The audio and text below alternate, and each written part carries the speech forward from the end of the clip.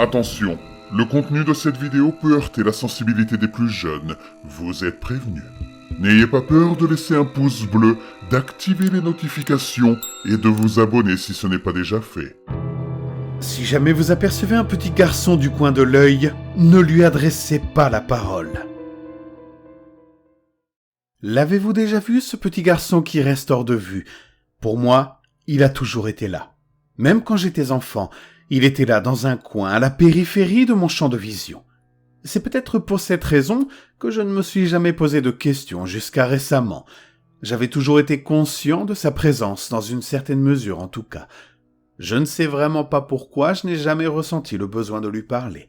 D'autant plus qu'il semblait toujours vouloir dire quelque chose, ou du moins c'est ce que je ressentais. C'est peut-être parce que quand j'étais enfant, j'étais incroyablement timide, et que je n'aimais pas beaucoup parler aux autres si je pouvais l'éviter. Au fil des années, je suis sorti un peu de ma coquille, mais je me sens toujours mal à l'aise avec les nouvelles personnes, et je ne fais pas d'efforts pour engager la conversation avec mes proches non plus. Bien sûr, même si je me sens plus à l'aise quand je suis seul que quand je suis entouré, je n'ai jamais vraiment été seul, car il a toujours été là, juste à côté de moi. J'ai interrogé mon père à son sujet une fois pour savoir s'il l'avait déjà vu. Il a pris un air étrange lorsque je lui en ai parlé, mais il n'a pas voulu me répondre. Qu'il connaisse ou non ce garçon, ou qu'il craigne simplement que je ne sois pas tout à fait sain d'esprit pour prétendre voir quelqu'un que personne d'autre ne semblait voir, il m'a donné une seule consigne. Ne lui parle jamais. Je ne lui ai donc jamais parlé.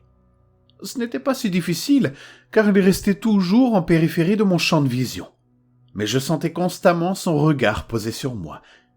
Lorsque je me réveillais au milieu de la nuit, à cause des cauchemars fréquents qui hantaient mon enfance, je sentais toujours son regard fixé sur moi. Même avec mes terreurs nocturnes, je n'ai jamais été du genre à laisser la lumière allumée. J'aimais l'obscurité. J'aimais me cacher dans l'ombre. J'aimais ne pas avoir à voir ses cheveux blonds hirsutes à l'extrême gauche de mon champ de vision pendant un certain temps. Mais je savais qu'il était toujours là. Quand je prenais ma douche, il était juste hors de portée dans la salle de bain. Quand je courais pour jouer, il me suivait, même s'il ne semblait jamais bouger. Il flottait simplement à côté de moi, toujours dans la même posture statique et droite. Quand j'allais nager à la piscine publique, il était sous l'eau, avec ses cheveux secs flottant à ma gauche, toujours en train de fixer le blanc de mes yeux. Peu importe où j'allais ou ce que je faisais, il m'accompagnait. Mon père n'a jamais reparlé de la question que je lui avais posée ce jour-là, à part pour vérifier de temps en temps que je tenais ma promesse de ne pas adresser la parole à cet enfant mystérieux. Malheureusement, cela ramenait mon passager au premier plan. J'avais appris à l'ignorer la plupart du temps, mais dès qu'on me le rappelait ou que je tentais distraitement de le suivre des yeux, il occupait toutes mes pensées pendant un certain temps. Vous savez, quand vous avez ces mouches volantes dans les yeux et que vous suivez leur trajectoire du regard, c'est exactement ce que je ressentais. Dès que vous remarquez ces fichues choses, vous ne voyez plus qu'elles pendant un moment. Imaginez cela, mais avec un enfant blond, aux cheveux hirsutes, qui devait avoir entre 5 et 10 ans. Je ne pouvais pas vraiment le voir clairement pour distinguer ses traits, mais j'essayais parfois, surtout lorsque c'était la seule chose sur laquelle je pouvais me concentrer. Quand ma mère est décédée, j'avais environ 18 ans. Elle avait traversé beaucoup d'épreuves dans sa vie, ce qui l'avait conduite à séjourner plus d'une fois dans divers établissements psychiatriques, mais mon père était toujours resté à ses côtés. Je n'ai jamais vraiment su de quoi elle souffrait, mais le soir, après ses funérailles, mon père et moi avons bu notre premier verre d'alcool ensemble, ce qui allait devenir une tradition dans les années qui ont suivi. Nous ne parlions pas beaucoup, chacun perdu dans ses pensées, tout en sirotant lentement le scotch de 12 ans d'âge que mon père préférait à celui moins cher, auquel je m'habituerai plus tard dans ma vie. Les premières gorgées me brûlaient la gorge, mais ce n'était pas comme si c'était la première fois que je buvais de l'alcool, seulement la première fois que je goûtais autre chose que la bière bon marché que mes amis pouvaient se procurer. Plus je buvais, plus j'appréciais. Bien sûr, plus ma tête s'allégeait, plus je me sentais prêt à discuter de ce qui était arrivé à ma mère. Avant que mon esprit étourdi ne trouve les mots justes pour aborder le sujet, mon père a commencé à parler, me ramenant brutalement à la réalité. « Tu le vois toujours, le gamin ?» Et il continuait à regarder dehors par la fenêtre de notre salon pendant qu'il parlait. J'avais presque l'impression qu'il ne voulait pas me regarder, mais cela pouvait n'être que l'effet de l'alcool, qui inspirait un peu de paranoïa dans mes pensées. « Ouais, » je lui ai répondu. « Même en ce moment-là » m'a-t-il demandé. « Ouais, même en ce moment » ai-je répondu. Naturellement, le fait qu'il aborde le sujet m'a poussé à chercher du regard l'image du garçon, mais celui-ci a continué à flotter loin de mon regard insistant comme à son habitude. « Tu ne lui as toujours pas parlé, n'est-ce pas ?»« Oui, enfin, non, je ne lui ai pas parlé. » Il s'est contenté d'acquiescer. Il continue à fixer le monde obscur derrière la vitre, mais j'ai tout de même essayé de croiser son regard. « Pourquoi je devrais pas, tu sais, lui parler ? » ?»« Ne le fais pas, ne le fais jamais !» s'est-il énervé. Il s'est finalement tourné vers moi en aboyant ces mots, me lançant un regard que je n'avais jamais vu sur son visage auparavant. À mes yeux inexpérimentés, cela ressemblait à un mélange de rage et de douleur déchirante. Il m'a encore fusillé du regard pendant plusieurs minutes, après que ses paroles m'aient fait trembler les mains, même si j'avais l'impression que nous étions restés figés dans ce regard noir pendant beaucoup plus longtemps. Je savais qu'il souffrait, et moi aussi d'ailleurs. Ma mère avait été presque plus une guest star dans ma vie, comme une figurante qui apparaissait à l'écran pendant quelques instants. Elle restait le temps d'un épisode ou deux, puis disparaissait jusqu'à la saison suivante, voire 3 saisons plus tard. Mais je ne peux pas dire que je l'ai vraiment bien connue. Elle passait tellement de temps derrière les murs d'un hôpital ou d'un autre, qu'il s'agisse d'un établissement médical ou psychiatrique, que cela semblait dépendre du jour. C'est certainement l'une de ses nombreuses maladies physiques qui a mis fin à sa vie. Mais j'en savais aussi peu sur ses problèmes, sur ce qui pesait tant sur son esprit. Je ne pense pas que la vérité sur son tourment mental sera un choc pour ceux qui ont suivi mon récit. Elle l'a vu aussi, a dit mon père, en reportant enfin son regard vers la fenêtre. Cela ne m'a pas vraiment surpris non plus, mais cela a tout de même éveillé dans mon esprit toute une série de questions, à la fois rationnelles et complètement irrationnelles, dont la première et la plus importante était « Est-ce qu'elle lui a parlé ?»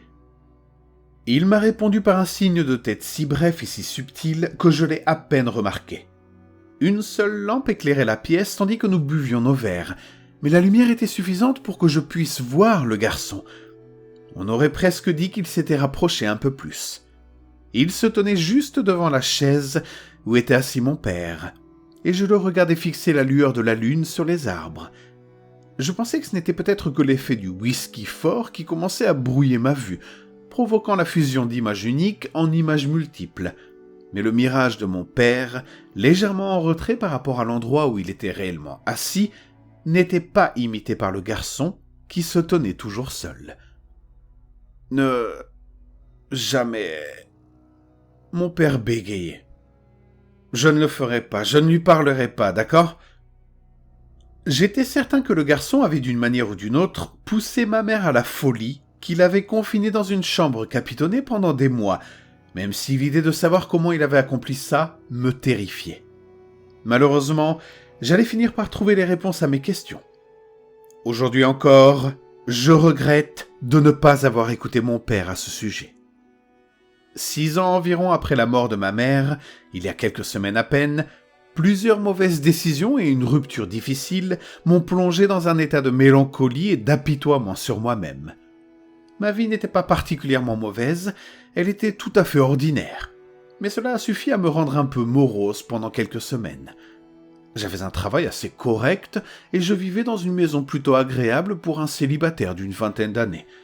Mais vous savez comment ça se passe. Tout peut aller très bien dans l'ensemble, mais quelques petits détails peuvent mener à une légère dépression. J'avais le week-end de libre et j'avais prévu de rester chez moi pendant 2 jours, même si je savais pertinemment que je passerais mon temps à me morfondre. J'étais resté assis dans le même fauteuil pendant 3 bonnes heures, sans rien faire d'autre que regarder Netflix et me détendre, quand j'ai reçu un SMS de mon ancien copain de fac, Jerry.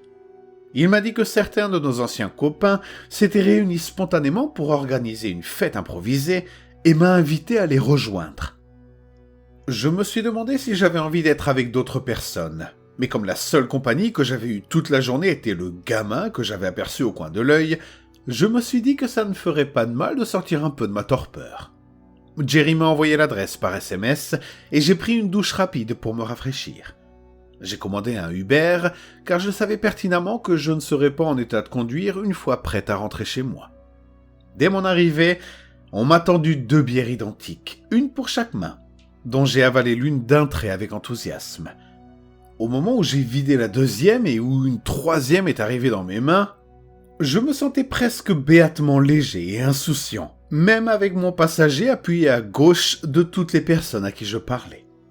J'ai pris un immense plaisir à retrouver ceux que je n'avais pas vus depuis des mois et certains que je n'avais pas vus depuis des années. Malheureusement, les bons moments s'accompagnent souvent de mauvaises surprises.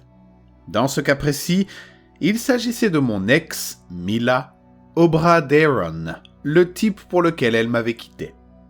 Étant complètement ivre lorsqu'ils sont arrivés, je n'ai pas du tout géré la situation avec dignité, me levant instantanément de la chaise sur laquelle j'étais assis depuis près d'1 heure, buvant verre après verre.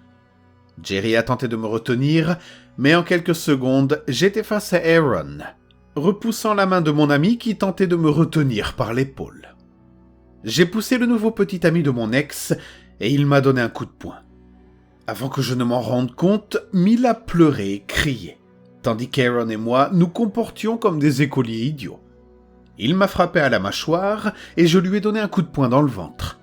Il a vacillé un peu, tout en me poussant contre et par-dessus la table, renversant des bouteilles et des canettes sur le sol, ainsi que moi. Mes bras ont été légèrement coupés lorsque je me suis relevé du tapis couvert de verre brisé, et j'ai plaqué le grand gaillard au sol. Nous sommes tombés par terre, et j'ai continué à lui donner des coups de poing au visage, tandis que mon ex essayait de m'éloigner de lui.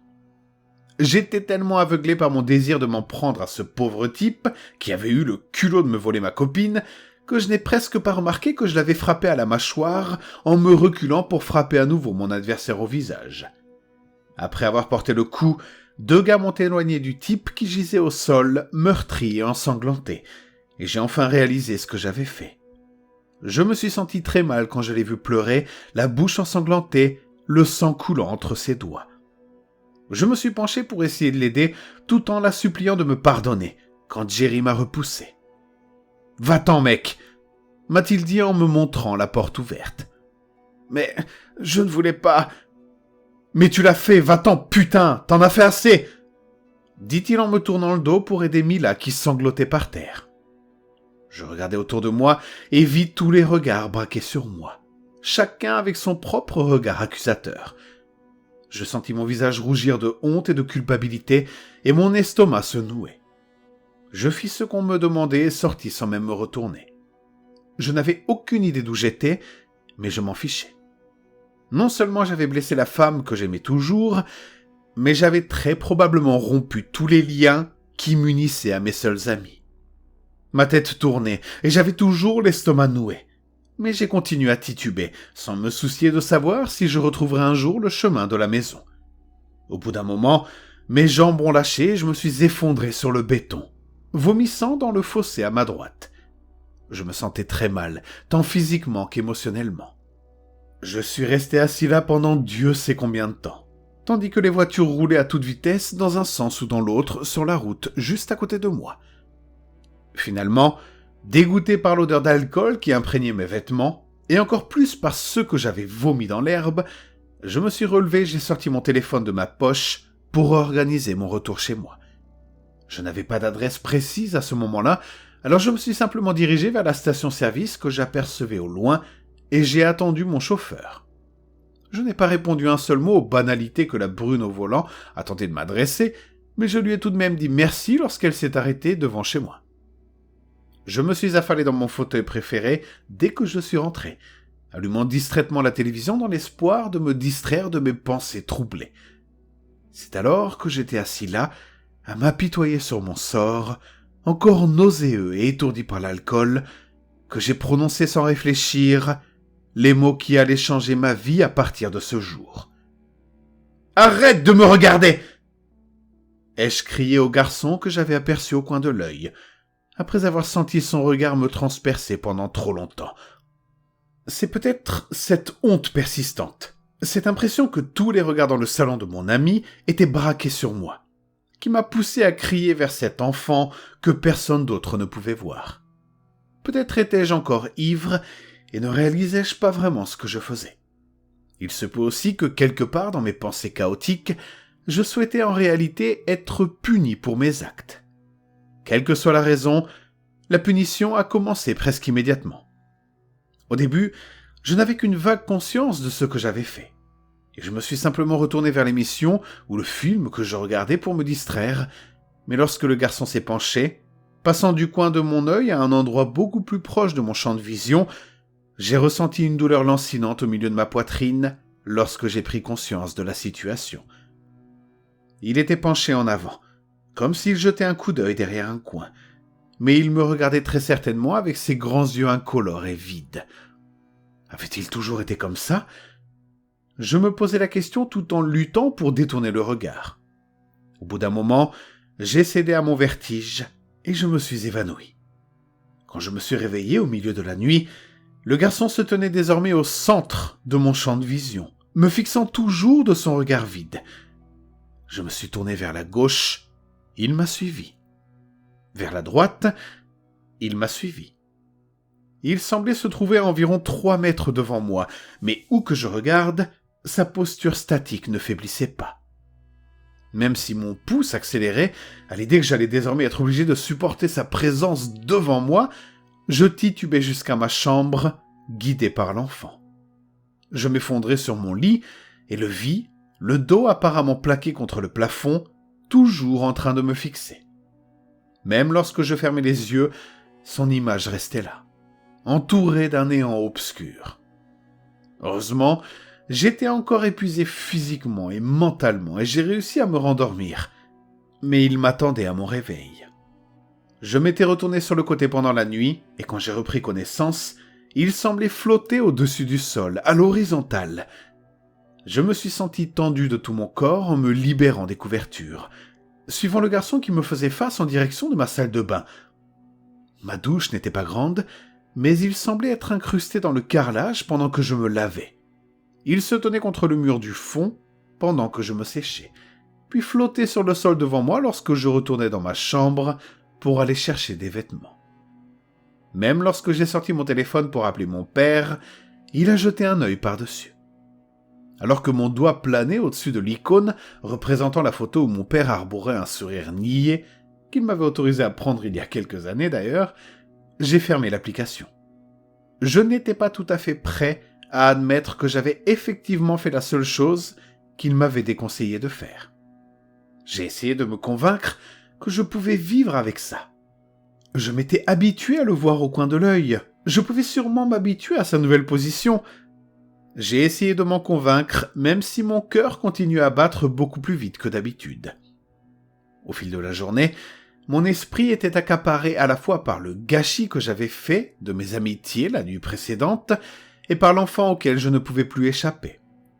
Je pouvais encore voir ma télévision autour de l'enfant, mais il ne se déplaçait pas suffisamment pour me permettre d'avoir une vue complète. J'espérais néanmoins pouvoir m'en accommoder. Ouais. Cela frisait le handicap total, car je ne voyais qu'une partie de l'écran à cause de ce petit connard. Mais je pouvais m'en accommoder. Bien sûr, je tremblais de tout mon corps et j'avais l'impression de devoir convaincre mes poumons de continuer à fonctionner. Mais je pouvais y arriver.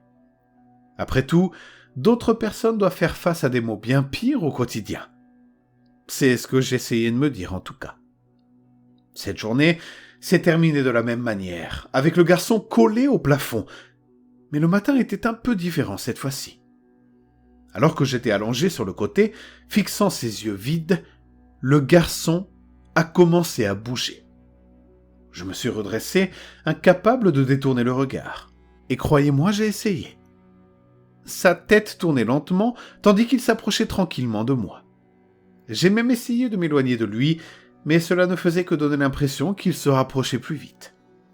Tous les muscles de mon corps se sont tendus, tandis que je le regardais réduire la distance entre nous. Ses pas silencieux, bien plus lents que les battements de mon propre cœur. Il s'est arrêté à environ 1,50 m de moi, mais il ne restait plus immobile. Il se balançait d'un côté à l'autre, ses bras frappant paresseusement ses hanches comme des pendules suspendues. Je sentais même ma tête le suivre alors qu'il se balançait paresseusement de gauche à droite. Je suis resté figé par cette image troublante, tandis que mon pouls dans mon cou semblait prêt à exploser. Maintenant qu'il était plus près, je pouvais voir que sa peau était quelque peu translucide, révélant des veines et des muscles ondulés sous la surface. Il y avait une légère pulsation au niveau de ses tempes qui semblait battre au rythme du sang qui coulait dans mes veines. Je n'avais jamais prêté beaucoup d'attention à ses vêtements auparavant, mais maintenant qu'il occupait une place beaucoup plus importante dans mon champ de vision, je voyais qu'il n'était pas habillé comme quelqu'un de notre époque. Il portait une chemise blanche à manches courtes et boutonnées, avec une sorte de gilet en tweed et un short au motif similaire. Ses chaussettes grises lui arrivaient à mi-mollet et descendaient jusqu'à des chaussures marron élégantes. Tous ses vêtements semblaient recouverts de poussière ou de suie, mais sa peau pâle et translucide semblait anormalement propre en comparaison. Même ses cheveux blonds courts et hirsutes semblaient propres, bien qu'un peu en bataille. Même s'il était désormais beaucoup plus difficile de voir quoi que ce soit autour de l'enfant, j'essayais quand même de vivre ma journée comme la veille. Mais je craignais de plus en plus de ne pas pouvoir gérer cette situation après tout. Il me suivait à chaque pas que je faisais. Même s'il ne me détournait pas complètement de mon dégoût de moi-même, il n'aidait certainement pas mes pensées chaotiques. Une partie de mon esprit essayait de me convaincre que je méritais ça, mais je ne voulais pas y croire. Oui, je m'étais comporté comme un vrai connard à la fête, mais personne ne mérite ce qui m'arrivait. Le lendemain, il s'est encore approché, s'arrêtant à seulement 1 mètre de mon visage. Je pouvais même sentir son odeur désormais. Une odeur rance de chair en décomposition suivait l'enfant et moi partout où j'essayais d'aller. Le 4e jour, il s'est arrêté juste devant moi, et je jurais avoir senti mon nez entrer en contact avec le sien. J'ai crié, à la fois de peur et d'épuisement, incapable de contrôler mes frissons ni les battements de mon cœur. J'ai continué à crier et à l'insulter tout en agitant ma main devant l'image dont je ne pourrais plus jamais me détourner. Même lorsque je fermais les yeux, il était toujours là, entouré uniquement par l'obscurité. À la fin de mon évaluation, je me sentais étourdi et nauséeux, à cause de mon pouls rapide et de l'odeur nauséabonde que dégageait l'enfant creux. Alors que le désespoir de ma situation commençait à me consumer, j'ai porté mes doigts tremblants à mes yeux, envisageant sérieusement de les arracher de leurs orbites. J'ai serré les poings avant qu'ils n'atteignent leur cible, mais je ne pouvais pas échapper à l'idée que c'était peut-être ma seule issue. Il m'était de plus en plus difficile de respirer, ce qui m'obligeait soit à me calmer, soit à laisser l'hyperventilation me faire perdre connaissance. En toute honnêteté, je penchais pour la seconde option, mais je savais qu'il serait toujours là à m'attendre quand je reprendrais conscience. Une fois que j'eus enfin réussi à réguler mon apport en oxygène à un niveau encore bien plus irrégulier que ma respiration normale, je reportai mon attention sur le garçon, ce qui n'était pas vraiment difficile puisqu'il était pratiquement la seule chose que je pouvais voir maintenant. Il semblait mesurer un peu plus d'1 mètre, mais son visage était maintenant juste devant le mien. Je ne saurais dire s'il flottait d'une manière ou d'une autre, car où que je regarde, je ne voyais que ses yeux sans vie qui me fixaient. Lorsque j'ai essayé de baisser les yeux, c'était comme si sa tête avait poussé sur ma poitrine, car nous étions toujours nez à nez.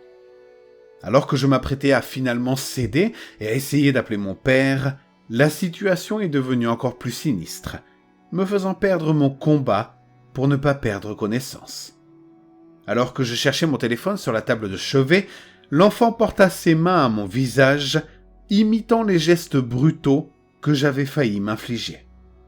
Il bougeait si lentement que ses doigts s'enfonçaient dans les paupières et la chair qui recouvrait le haut de ses yeux, faisant suinter un liquide épais et humide, sombre et nauséabond. J'hurlai une nouvelle fois, encore plus horrifié qu'auparavant, tandis que le garçon arrachait des morceaux de chair déchiquetée, ainsi que les yeux vides et sans vie, puis laisser retomber ses bras le long de son corps une fois son travail terminé. Même lorsqu'il s'était approché de moi les jours précédents, il était resté silencieux. Ses pas ne faisaient pas le moindre bruit sur le sol, mais j'avais entendu tout ce qu'il venait de faire devant moi. Les sons et les images que ce que je venais de voir me donnèrent la nausée. J'haletais entre deux cris frénétiques et désespérés.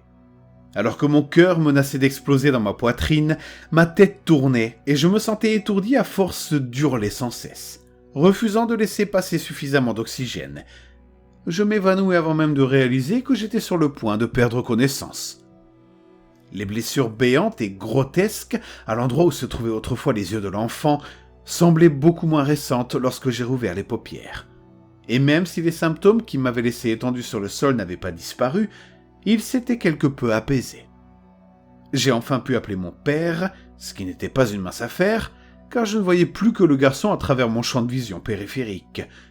Je compris immédiatement que ma confession avait rendu mon père à la fois furieux et attristé.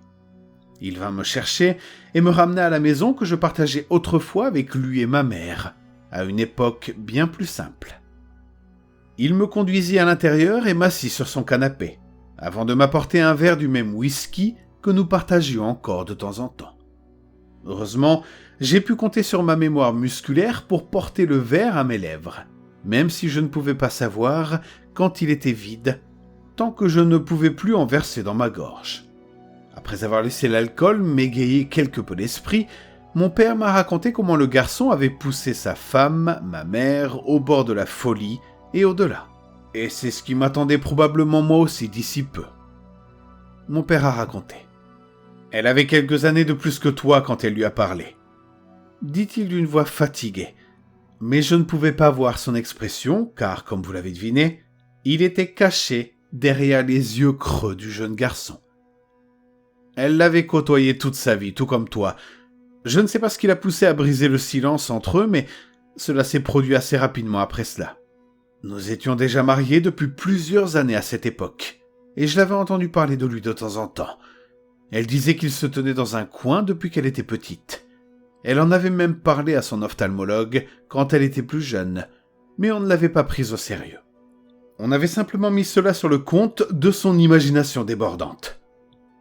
Je pouvais entendre sa voix trembler pendant qu'il parlait, et il se raclait fréquemment la gorge, comme pour réguler ses mots ou éviter que des larmes ne coulent sur son visage. Bien sûr, il était peut-être en train de sangloter tout le temps, pour autant que je puisse le voir. Le whisky m'aidait à garder un certain calme, tout comme la présence de mon père, mais je tremblais toujours de la tête aux pieds. Mon cœur battait toujours à toute vitesse et mon estomac continuait à se retourner. Après plusieurs semaines où elle ne voyait plus que ce garçon, j'ai dû la faire hospitaliser. Elle y est restée plusieurs mois, mais je pouvais lui rendre visite presque tous les jours. Tu n'avais même pas 1 an à l'époque. Tu ne te souviens donc probablement pas de cette première fois, mais je suis sûr que tu te souviens des fois suivantes où elle a été internée pendant un certain temps. Honnêtement, la plupart de mes souvenirs de ma mère remontent à mes visites dans divers établissements. Quand j'étais très jeune, je n'y prêtais pas vraiment attention. Je pensais simplement que c'était normal, ou du moins pas très loin de l'être. Elle semblait toujours très heureuse de me voir, mais maintenant que j'y repense, elle me regardait rarement dans les yeux. Elle se tournait vers moi quand nous parlions, mais nos regards ne se croisaient qu'occasionnellement. Bien sûr, je comprends maintenant parfaitement pourquoi. Mon père a continué. Pendant un certain temps, ils ont trouvé des médicaments qui l'aidaient un peu. Elle disait que le garçon était toujours là, mais qu'il était aussi plus solide, presque transparent. Bien sûr, chaque nouvelle prescription qui fonctionnait pour elle ne l'aidait que pendant un certain temps. L'une d'entre elles lui a permis de tenir près d'1 an, mais les autres ne lui ont permis de tenir que quelques mois au mieux. Je te ferai consulter les mêmes médecins qui l'ont aidé, enfin, autant qu'ils ont pu le faire. En fait, il y a eu des moments où elle a partagé la maison avec mon père et moi, et je me souviens de jours vraiment heureux. Mais elle semblait toujours un peu distante, voire distraite. Cela ne durait jamais longtemps, cependant. Elle devait toujours retourner à l'hôpital tôt ou tard, et mon père semblait encore plus perdu chaque fois que nous devions l'y ramener. Je ne t'ai jamais dit comment elle est morte. Je sentis sa main sur mon épaule et je tendis la mienne pour la rejoindre. Il semblait trembler lui aussi, mais ce n'était peut-être que les tremblements et les spasmes de mon propre corps. Elle m'a dit que les choses empiraient progressivement, mais je ne peux pas dire que je l'avais cru ou que je l'avais vraiment comprise au début. Je me demande parfois si les choses auraient pu se passer différemment. Ce n'est que la dernière fois qu'elle est revenue à la maison que j'ai compris que j'aurais dû l'écouter depuis le début. Cela n'a duré qu'une journée, alors je ne t'en ai même pas parlé, car tu passais le week-end avec des amis. Au début, elle semblait si heureuse d'être à la maison. Elle était redevenue elle-même, tu vois. Cette nuit-là, je me suis réveillé en l'entendant crier. Je me suis précipité vers l'endroit d'où les cris provenaient, et elle s'était crevé les yeux avec une paire de ciseaux. Elle pensait pouvoir lui échapper si elle ne voyait plus. Le problème, c'est qu'après ça, il était tout ce qu'elle pouvait voir. Je sentais vaguement sa main se resserrer sur mon épaule, tandis que mes tremblements devenaient de plus en plus intenses. Plus il me racontait ce que ma mère avait enduré, plus je réalisais à quel point j'étais foutu. J'étais déjà terrifié à l'idée de ce que ma vie pourrait devenir avant d'appeler mon père. Mais plus il me racontait les souffrances de ma mère, plus je craignais de perdre moi-même la raison. Je n'avais pas été autorisé à lui rendre visite au cours de l'année écoulée, mais mon père continuait à y aller presque tous les week-ends. Il avait toujours l'air si tendu et triste lorsqu'il partait, mais je ne pouvais pas connaître la vérité. J'ai senti la main de mon père se relâcher lorsqu'il s'est assis à côté de moi et il m'a enlacé. Après ce qu'elle s'était fait, elle est retournée à l'hôpital, enfin, après que les médecins des urgences aient fait tout ce qu'ils pouvaient pour elle. Au bout de quelques semaines, j'ai pu lui rendre visite à nouveau. Elle n'était plus du tout ce qu'elle était auparavant. Je ne sais pas si le garçon était en colère à cause de ce qu'elle avait fait, ou si c'était juste la suite logique, mais il a commencé à lui faire du mal. Je sentis ma mâchoire se relâcher. J'aurais aimé avoir écouté son avertissement dès le début. Mais je n'aurais jamais imaginé que ce gamin puisse infliger des souffrances physiques. À tout le moins, même si cela risquait de me rendre fou, je savais désormais que si j'avais réellement arraché la vue de mes yeux, cela n'aurait fait qu'empirer les choses pour moi. Il a commencé à pourrir devant elle, et elle a dit qu'il semblait devenir de plus en plus en colère. Même si tout ce qu'elle pouvait voir désormais, c'était ses orbites charnues et vides, depuis le début de son cauchemar. Et elle pouvait encore distinguer les endroits où la peau se détachait de son visage. Elle ne pouvait pas savoir ce qui allait se passer ensuite, jusqu'à ce qu'elle ressente la douleur. Elle a dit que ça ressemblait à des coups de poing au début, et seulement de temps en temps. Elle se réveillait la nuit après avoir reçu un coup de poing dans le ventre, ou après avoir recraché la nourriture qu'elle essayait d'avaler, suite à un coup dans les côtes. Mais cela allait encore pire que cela. J'ai dû lutter pour ne pas vomir sur le canapé de mon père, car je me sentais encore plus nauséeux en apprenant le terrifiant avenir qui m'attendait probablement, ainsi qu'en découvrant ce que ma mère avait réellement enduré toutes ces années. J'avais du mal à croire ce que j'entendais. D'une certaine manière, je ne crois pas qu'il lui ait fait du mal uniquement à cause de ce qu'elle s'était infligé à elle-même. J'étais déjà terrifié à l'idée d'avoir un sens bloqué et un autre envahi par l'odeur puissante et grotesque de la chair en décomposition, mais je n'arrivais pas à mettre de l'ordre dans mes pensées affolées. Mon père a continué.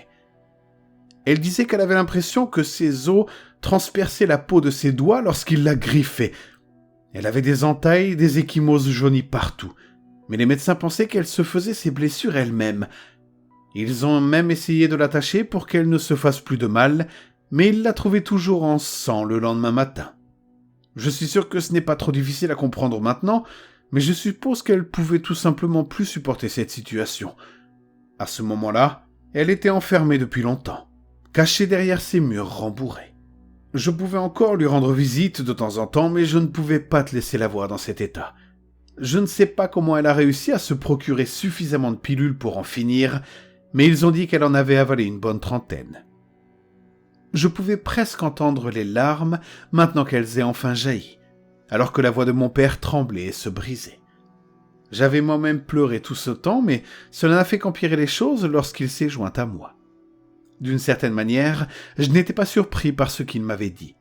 Du moins, pas par le suicide de ma mère.